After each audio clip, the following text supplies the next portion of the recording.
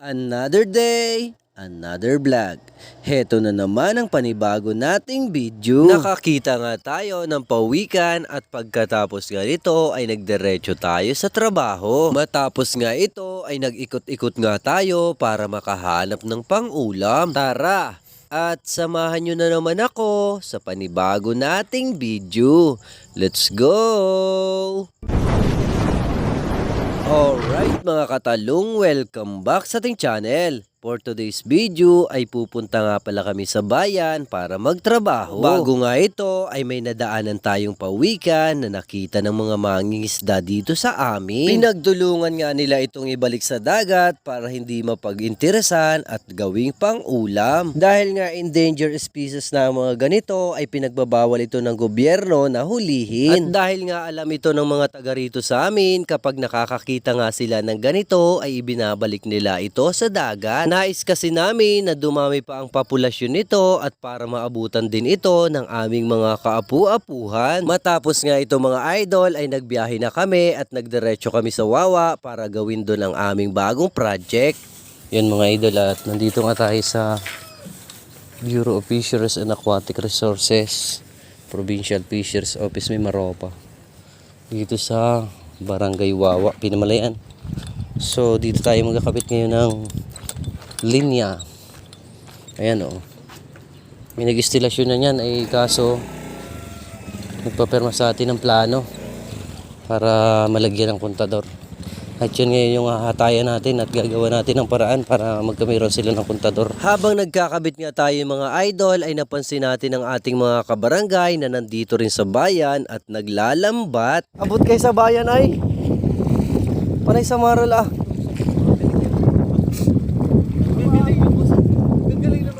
Bududoy, panay samara lang na target mo, wala baga sa raso niyan.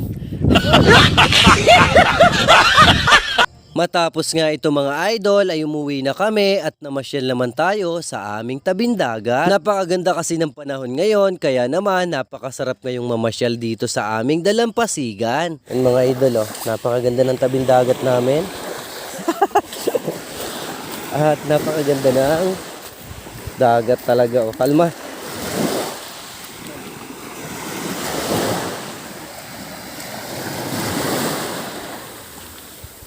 Sarap magligo pag garto.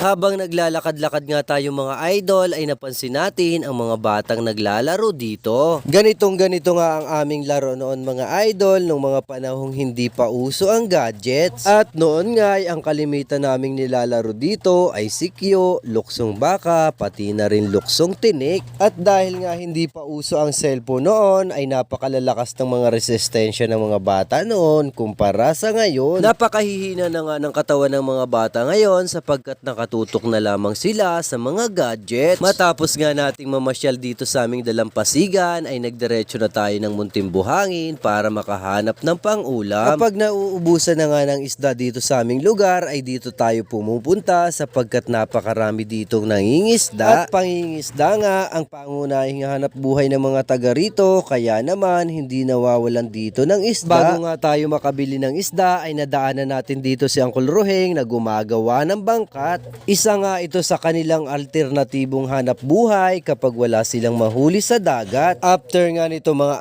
idol ay nagdiretso na tayo sa ating bibilhan ng isda. Magkano daw ere sa maral? Magkano kilo na rin, Puray? Sa maral? Abo. Dahil nga isang peraso lang yung sa maral ay mas pinili natin ang mga kanuping para gawing pang-ulam. Tapos nga ito mga idol ay umuwi na tayo para makapagluto na ng ating panghapunan. Ayun nga mga idol, at nandito na tayo sa bahay. So meron tayong mga kanuping na dala ngayon, pang-ulam namin. Oh, ang sarap nito. Ayan na mga idol, yung ating ipo-food trip ngayon, ang ating ulam. So So napakasarap na naman ito. At tamang prito nga lang tayo nito mga idol sapagkat ito talaga ang paborito ng aking mga anak. Maraming salamat po mga idol sa mga followers natin na patuloy ang pagsuporta at pagmamahal sa atin. Shoutout nga pala kay Chona Paigaw, kay paring Joman Delpino, Norman Maliksi at sa kanyang kamang Stevie. At ito po ang ating latest video. Salamat sa panonood, salamat sa suporta. Ingat palagi. God bless!